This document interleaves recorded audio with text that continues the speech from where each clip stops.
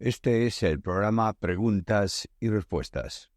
Comenzamos con la que envía Guillermo Hidalgo y dice así: en Levítico 27, la gente, al dedicar la tierra a Jehová, era una transacción comercial con un sacerdote, obtenía de este modo capital para invertir, con el riesgo de perder su posesión permanente si no era redimida dentro de ese año, o era la dedicación de una acción voluntaria de agradecimiento a Dios, o por alguna petición si era concedida favorablemente, como el caso de Ana y Samuel, primero de Samuel 3:11, los comentaristas no aclaran mucho al respecto. Sin duda es un capítulo complejo, porque se aprecia la donación voluntaria que alguien podía hacer al Señor como un voto especial, consagrándose a él mismo o a su familia, versículos 3 al 8, podía también consagrar sus animales, versículos 9 al 13, podía consagrar su casa, versículos 14, 15, y podía consagrar su tierra, versículos 16 al 25. Pero, en lugar de traspasar la propiedad, podía sustituirla por una suma de dinero, salvo por un animal limpio que tenía que ser sacrificado. Los animales inmundos podían ser redimidos o retenidos por su dueño si se pagaba su valor más el 20%. Las casas, de la misma manera.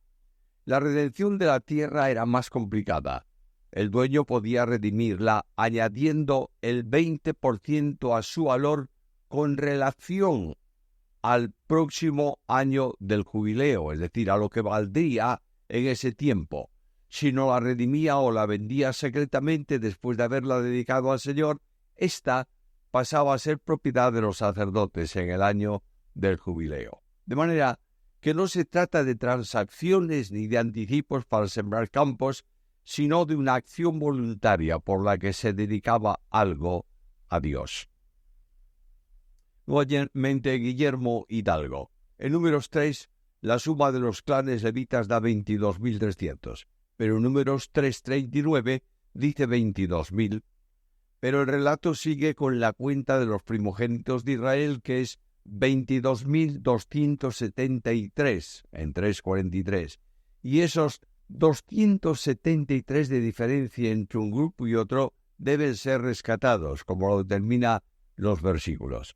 ¿Cómo debo hacer para armonizar esas diferencias? Se me ocurre que fueron contados, pero que esos 300 levitas ya habían fallecido. ¿Hay otra explicación? Mira, probablemente hay una adición de una letra hebrea que cambia 8.600 por 8.300. A esto se añaden los datos de los llamados números redondos. No hay modo de saber las diferencias, pero esto no tiene ninguna importancia a efectos de conocer el sistema de servicio y de distribución de los levitas. Lucas Romero, ¿podría explicar, por favor, el Salmo 137:9, sobre quién decir dichoso el que tomare y estrellare tus niños contra la piedra? La ley rígida, llamada de la venganza, demandaba que Babilonia fuese tratada como ella había hecho a los de Jerusalén. El profeta Nahum habla de esa atrocidad hecha por los babilonios contra otros pueblos conquistados. Nahum capítulo 3, versículo 10. Hay otra referencia sobre ese trato anunciado para Israel. Oseas 13:16. Por esta razón, todo lo que el hombre sembrare, eso también segará. Dios anunció eso para Babilonia, como Babilonia había hecho, por medio del profeta Isaías. Sus hijos serán estrellados delante de ellos. Isaías 13:16. Esa es la expresión del salmista: hija de Babilonia, la desolada, bienaventurado el que te diere el pago de lo que tú nos hiciste. Versículo 8. Históricamente, se cumplió en el asedio a Babilonia. donde los propios padres, aterrorizados ante los enemigos que los sitiaban, antes de permitir que sus hijos cayeran en otras manos, decidieron acabar con ellos, y sus hombres se consideraban felices por dar muerte a filo de espada a sus propias mujeres y a sus propios hijos. Estamos hablando de un tiempo tremendo que ocurrió en la historia de la humanidad. J-A-C-G. La oración, y esto no es de vosotros, en Efesios 2:8, se refiere a la salvación en general o a la fe, porque he escuchado que gramaticalmente no puede referirse esto a la fe, sino a la salvación, y sí se refiere a la fe. ¿Es la fe para mantener mi vida cristiana la que Dios regala, o es la fe inicial para creer en el Evangelio? ¿Esa misma fe Dios la da a todas las personas o solo a algunos? Estamos siempre con preguntas de curiosidad. Quiero recordarte que esta pregunta, en cierta medida, ya se ha respondido. Pero vuelvo a recordar que cuando en el texto griego aparecen los dos elementos, fe, salvación, fe, gracia también, necesarios para alcanzar la salvación, que son gracia y fe, ambos son femeninos. Pero cuando se hace alusión a la totalidad de la salvación, es necesario usar el pronombre demostrativo esto, en neutro, porque no se refiere a la fe, sino al conjunto de la salvación, como si dijese, eso de ser salvos por gracia mediante la fe no es de vosotros, sino un regalo de Dios. Por tanto, la fe está incluida en el don, que es lo que se está tratando. Es necesario entender que la fe no surge del hombre como elemento humano, sino que es dada para que el hombre pueda creer. Hablo de fe inicial para salvación. Ahora, la pregunta que es curiosa es esto: ¿Dios la da a todas las personas o solo la da a algunos? Y la Biblia no responde a eso. Lo que sí tengo muy claro es que la Biblia dice que todo aquel que cree se salva, y el que no cree se condena. Nuevamente J-A-C-G. ¿Cómo interpretar correctamente Juan 1:12-13? Si bien el versículo 12 menciona que primero la persona recibió a Jesús, el versículo 13 se utiliza para afirmar que el nuevo nacimiento precede a la fe, y que es una acción que el ser humano no puede crear, pero que tampoco precipitar de ninguna manera, ya que dice ni de voluntad de carne. Lo mismo pasa con Juan 3:8. Se argumenta que en última instancia el Espíritu da vida a quien Él quiere, y el ser humano no tiene ninguna participación en esa acción. No me refiero al milagro del nuevo nacimiento, sino a que el ser humano no pueda provocar el nuevo nacimiento poniendo su fe en Cristo, es decir, una acción y decisión totalmente soberana del Espíritu Santo. ¿Cómo se interpretan estos pasajes? La dinámica interpretativa la da el mismo texto. Juan habla primero de lo que son los que creen. Estos que creen son hijos de Dios, y se nota que lo son luego de recibir a Cristo. El texto es claro. A los que le recibieron, a los que creen en su nombre, les dio potestad de ser hechos hijos de Dios. No son hijos para creer, sino que son hijos porque creen. Esta es la enseñanza en todo el Nuevo Testamento. Los que creen son hechos hijos de Dios por adopción en el Hijo. Gálatas 4:5. Luego, el único requisito para acceder a la condición de hijos es creer. Cuando el hombre cree, se produce la regeneración, no al revés. Por eso Juan dice que estos que han creído y que son hijos de Dios son regenerados. Nota que el texto está en plural y no en singular, es decir, no es regenerado singular para creer, sino que todos los que creen son regenerados. El Padre les da la facultad de ser sus hijos por creer en Cristo y por lo tanto no deben su origen a sangre ni a carne, ni a voluntad humana, sino a Dios. El nuevo nacimiento es exclusivamente divino, en el que el hombre ni hace nada ni puede hacerlo. Solo se le demanda que responda con fe, creyendo a Cristo. Quiero advertir que la enseñanza de la regeneración previa o la pre-regeneración para creer es pura filosofía para sustentar principios teológicos, pero no fundamentos bíblicos. Jorge Piña. Los católicos romanos se apoyan en estos pasajes de la serpiente de bronce para apoyar sus doctrinas demoníacas e idólatras de adorar imágenes. Primero, quiero pedir a todos que tengamos cuidado con las expresiones, porque toda la dogmática católica no enseña a adorar, sino a venerar las imágenes, por lo que representan. Pero esas imágenes, como tales, no son motivo de adoración para ellos, naturalmente. Rendir veneración a las imágenes trae como consecuencia muchas veces tributarles culto.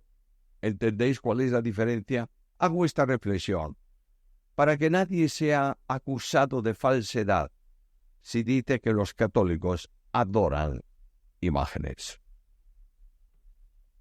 Jairo Andrés Orjuela Albarracín. ¿Qué es la teología evangélica? ¿Qué libros contemporáneos nos recomienda para estudiarla? Lastimosamente hoy solo encuentro libros de teología reformada y pentecostal. La teología evangélica no debiera estar sujeta a principios denominacionales, sino bíblicos. De ahí que las verdades fundamentales de la fe deben ser compartidas y enseñadas por cualquier creyente que se llame evangélico. Ahora, para recomendar alguna teología excelente para iniciar el estudio de la sistemática, recomiendo la de Schaeffer, L.S. Schaeffer, la de Charles Ryrie, también la de Millar Erickson. Ahora mismo está saliendo la sistemática mía, donde hay 2 tomos editados de los 9 que la comprenden. Christian Doncel. ¿Qué es el Ordo Salutis y cómo es su orden? El orden de salvación a la luz de la Biblia es fácil de establecer, aunque no todos quieren coincidir con él. Lo voy a sintetizar en 7 puntos. Primero, determinación de la salvación antes de la creación. Segundo, llamamiento para acudir al Salvador. Tercero, dotación y ejercicio de la fe. Cuarto, justificación, regeneración y adopción de hijos. 5, santificación. 6, perseverancia y seguridad de salvación. Y 7, glorificación. Aquilino Barrul. ¿Por qué dice, por cuanto tú me incitaste contra él, si la Biblia dice que Dios no tienta a nadie ni puede ser tentado? Incitar no es provocar ni tentar, sino orientar para tomar una determinación o conseguir una propuesta. Satanás indujo a Dios para que actuara contra Job. Satanás no sabía lo que Job iba a hacer y sin duda, apoyado por su fe en Dios, él pensaba que no resistiría y suponía que no sería capaz de mantenerse en la prueba sin repudiar a Dios. Dios consintió en lo que Satanás pedía para manifestar la firmeza de la fe de su siervo Job y darle a Job el doble de todo cuanto tenía antes de la prueba. Christian Doncel. ¿Qué es y si es bíblica la doctrina de la doble imputación de Cristo?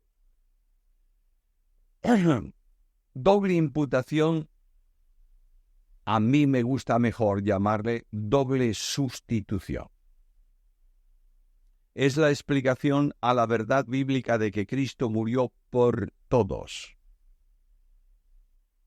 Ahora bien, Si murió por todos, ¿por qué no todos son salvos?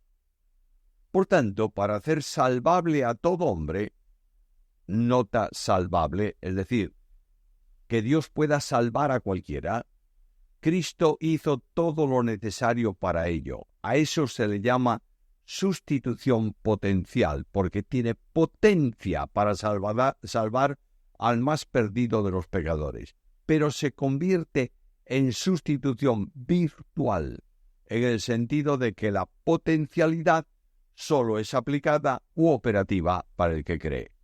¿Están estos términos en la Biblia? No, pero tampoco está Trinidad, y es la única forma de explicar quién es Dios. Jorge Piña. En 2011 me bauticé en agua. El punto es que fue mi cuñado quien lo hizo, quien es un creyente con experiencia, pero no es ministro ni nada por el estilo de alguna iglesia local. Mi esposa fue la que me predicó el Evangelio en 2010. Han pasado los años y nunca he ingresado como miembro de alguna iglesia local, y aunque he ido a algunos servicios, no me he establecido, también por mis obligaciones y que tengo una niña con autismo. Mi pregunta es, ¿ese bautismo será válido? Revisé y en la Biblia no hay ninguna indicación específica sobre quién puede bautizarnos, y ahora temo que si quiero ingresar a alguna iglesia me rechacen por no aceptar ese bautismo.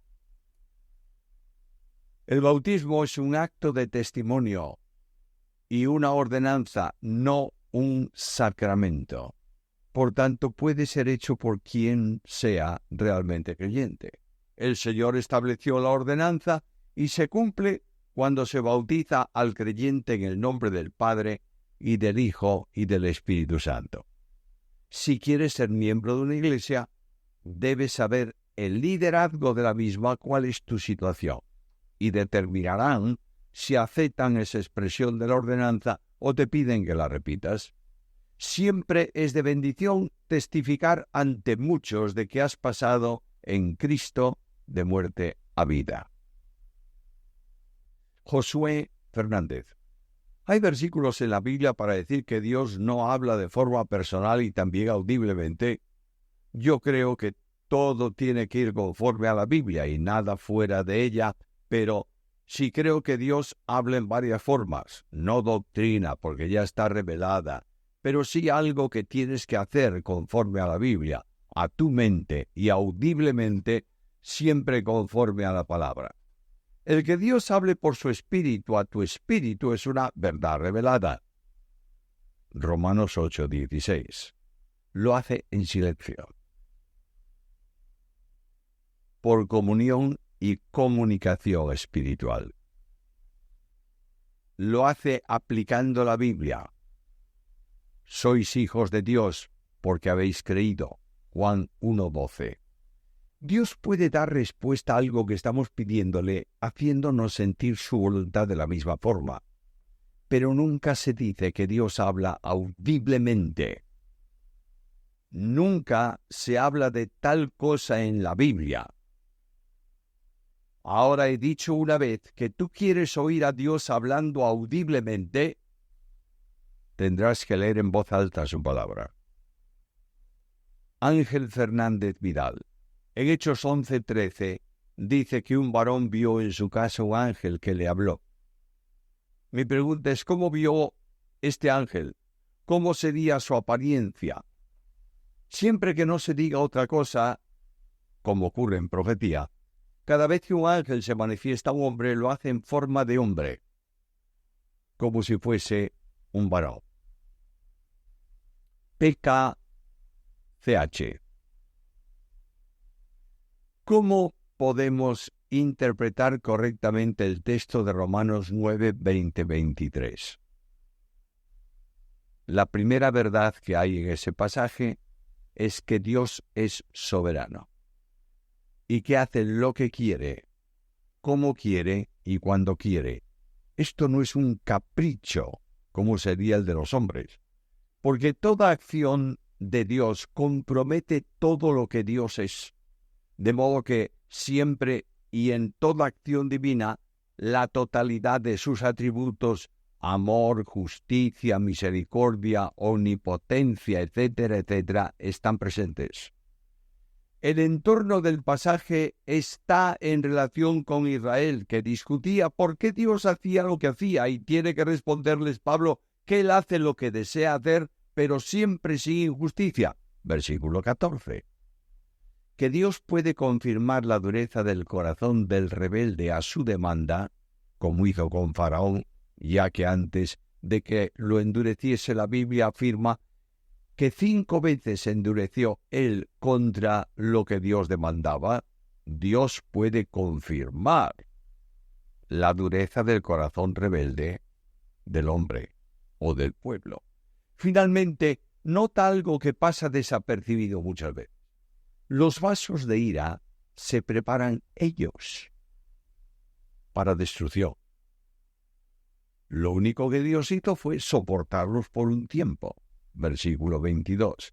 A diferencia, los vasos de honra fueron preparados por Dios de antemano para gloria. Versículo 23. ¿Hay algún rechazo de Dios para algunos? Es decir, determinación para condenación. No. Porque todo aquel que invocare el nombre del Señor será salvo. Romanos 10:13. Ángela Silva. En mi denominación creen que la salvación no se puede perder, pero el hombre puede rechazar la salvación. Por tanto, se puede perder la salvación porque el hombre la puede rechazar. ¿Qué apoyo bíblico tiene para decir esto? Oigamos la Biblia. El que cree en el Hijo tiene vida eterna, pero el que rehúsa creer en el Hijo no verá la vida, sino que la ira de Dios está sobre él. Ya tienes la respuesta. Ángela Silva. ¿Qué tiene que hacer la Iglesia del Señor para que no entre la religión y el legalismo en ella? Que los pastores y los ancianos tengan una comprensión del Evangelio de la gracia y vivencial de Jesucristo, y desde luego predicar en el púlpito el Evangelio de la gracia. Mira, algo muy simple. Puestos los ojos en Jesús. Pedro López Raipán. Me interesan mucho los textos que hacen referencia e investigan los libros sapienciales, principalmente los de Job y Eclesiastés. ¿Qué libros me podría recomendar? También una vez, me topé con un libro llamado Génesis, el origen de las diferencias, de un autor llamado Daniel Kolodenko. ¿Qué opina de este texto si lo conoce? De ese texto no lo conozco, por tanto no puedo opinar, pero hay varios libros que ayudan en el estudio de los llamados sapienciales que tú mencionas. Por ejemplo, Job, la fe en conflicto, de José María Martínez. Desde el torbellino, de Stuart Parr. Diario de un viajero desesperado, de Charles Swindoll, sobre Eclesiastés. Palabras sabias para gente ocupada, del mismo autor, también sobre Eclesiastés. Además, en varios comentarios del Antiguo Testamento están ayudas para entender los sapienciales que citas. Manuel. Según Proverbios 1:7, ¿el temor o el miedo es lo mismo o es diferente? Temor es el profundo respeto por lo que Dios es. Esta pregunta ha sido contestada ya en uno de los programas pasados. Benjamín Asca. En Getsemaní, cuando Jesús dice hágase tu voluntad y no la mía, hay diferentes tipos de voluntad en la Trinidad, en el Padre, en el Hijo y en el Espíritu Santo. La voluntad de Dios es una sola voluntad porque es un ser, no una persona, un ser divino, compartida plenamente por las 3 personas divinas que son consustanciales e inmanentes. No se puede confundir las personas divinas con las 2 naturalezas que subsisten en Cristo.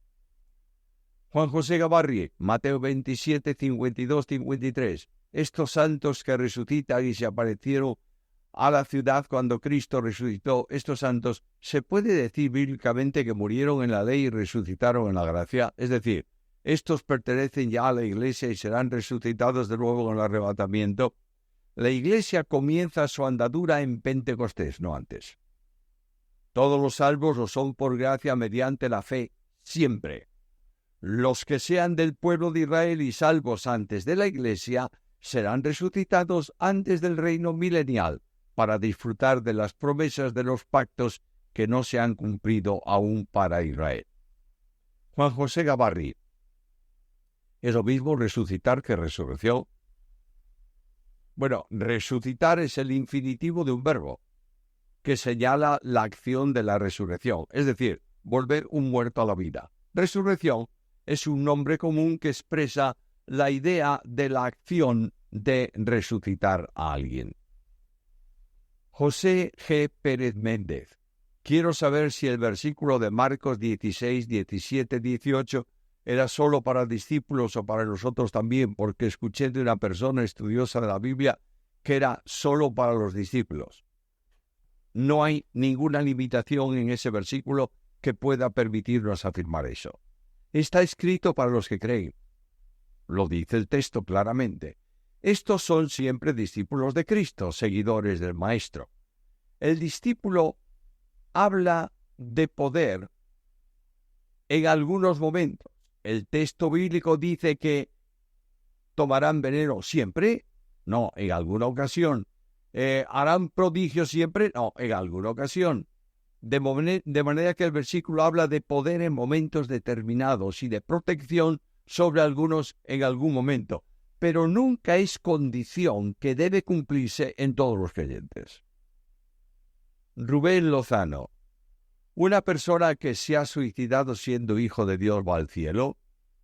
Conozco un caso de un muchacho que lo hizo, pues tenía problemas muy graves en su vida, no pudo soportarlo y terminó suicidándose. Él era cristiano y había recibido al Señor. ¿Qué opina sobre esto? Pues es algo que me perturba y me hace fatal. No sé si preguntaron esto alguna vez. Mi humilde opinión es que el que está en el reino, que él está en el reino de los cielos, pero me gustaría escuchar su respuesta si es posible. El suicidio es algo contrario a la voluntad de Dios. Pero en ocasiones escapa totalmente del control de la mente y de la misma manera que un loco no es capaz de discernir en un momento de su demencia, aunque haga cosas tremendas, si ha sido salvo, es salvo. No podemos contestar a preguntas que la Biblia no contesta, pero sabemos algo muy serio. La salvación no puede perderse. Moisés Raipan, ¿podría usted explicar el don de maestro? Bueno, maestro es el don que el Espíritu da a quien quiere, capacitándolo para el ministerio de enseñanza en la Iglesia. El que tenga la capacitación no significa que tenga el conocimiento. El conocimiento se adquiere por aprendizaje de la palabra con ayuda de otros maestros, segunda a Timoteo 2:2. En la Iglesia no todos deben enseñar, sino los que tienen don para hacerlo. Jonathan, ¿cuántas bodas del Cordero hay? En Apocalipsis menciona una, en Mateo 22 otra. ¿En dónde te basas para decir que son dos bodas distintas? Es la misma boda, citada en dos lugares y contextos distintos. Cristo se desposa con la Iglesia, y no con varias, sino con una sola. La cena de las bodas del Cordero tendrá lugar en la tierra durante el reino milenial. Jonathan, si una persona, una mujer en este caso, quiere por todos los medios separarse de su marido a toda costa, sin haber habido nada, ¿puede ese hombre casarse otra vez por cuanto su mujer ya no le quiere? ¿Qué es eso de que no le quiere? Una mujer cristiana o un marido cristiano ama con el amor de Cristo. Y la mujer ama a su esposo siempre, porque ella es figura de la Iglesia. Y el marido ama a su esposa siempre, porque es figura de la relación de Cristo con ella. La Biblia no apoya el divorcio por cualquier causa. hay una sola eximente que debe ser estudiada y comprendida. Es por adulterio. Si un matrimonio se separa sin que uno de ellos se una a otra persona, la unión no está disuelta. De ahí que Pablo diga, quédese sin casar o reconcíliese con su cónyuge. El compasiuno. ¿Cree usted que exista lo que algunos predicadores llaman el punto de no retorno? O sea, que a una persona que se le ha predicado el Evangelio muchas veces e insiste en rechazarlo, Dios en algún punto que él solo puede determinar, decide no darle ya más oportunidades de salvación. Apelo a la Biblia. Un pueblo rebelde a la proclamación del Evangelio, que era reconocer a Jesús como Mesías, es dejado en la oscuridad espiritual para que no sean salvos, confirmando Dios la dureza de ellos. Juan 12, 37 al 40. Dios confirmó también la dureza del corazón de Faraón y no hubo esperanza para él. Así también Dios puede, no digo que lo haga, puede confirmar la rebeldía contra el Evangelio de quien se endurece persistentemente, y esa persona, si es endurecida, no tiene ya esperanza de salvación. Manuel.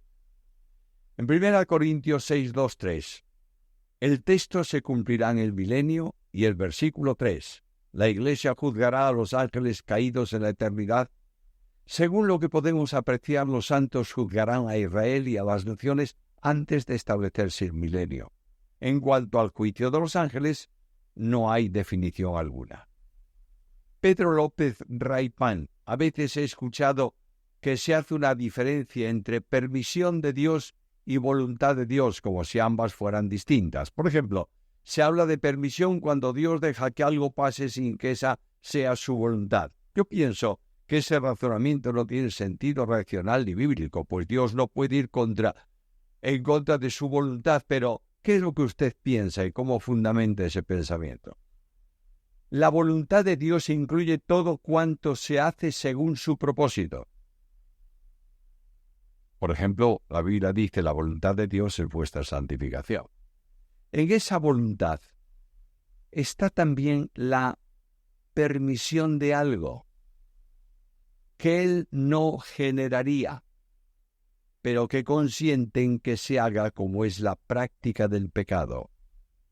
No es voluntad de decreto, es voluntad de permiso. Es decir, Dios no quiere que se practique el pecado porque no es su voluntad soberana, pero permite que se practique, y esa es su voluntad permisiva. La última pregunta de hoy viene de Ramón Jiménez Jiménez. Un niño pequeño de 4, 8, 10 años, cuando parten de esta tierra, ¿se va al cielo con Jesús? Al cielo con Jesús van los que han creído en Cristo como Salvador personal. Un niño que tiene uso de razón para aceptar o para rechazar a Cristo va al cielo si ha creído. De ahí la necesidad de predicar el Evangelio sencillo a los niños, para que crean en Cristo como su Salvador personal. Gracias por vuestra atención. Os invitamos para estar con nosotros en el próximo programa de preguntas y respuestas.